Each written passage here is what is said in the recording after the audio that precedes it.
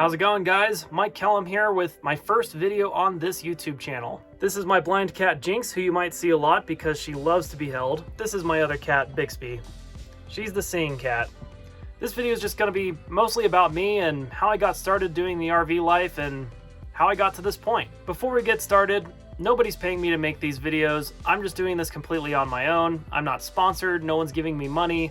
Nothing like that. I make these videos in my own free time, so I would greatly appreciate it if you left a like on this video and subscribe to my channel. It's completely free to you, but it really helps me out. Alrighty, so who am I? Like I said, my name's Mike Kellum. My whole life I've lived in an apartment. Well, okay, except like when I lived with my parents, they actually had a house.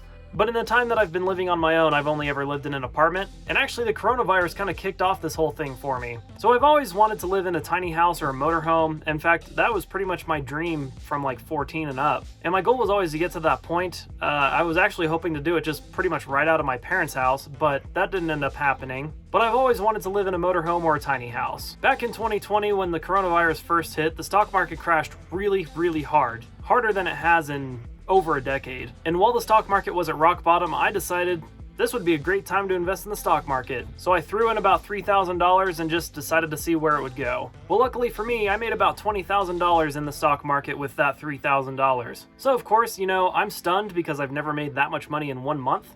And my lease was coming up in June, so I figured now's the time to do it. I got the money now, my lease is coming up, and I spend probably $2,000 a month between all the expenses in my apartment. So I started looking for an RV and I realized that this was not going to be as cheap as I thought it was going to be.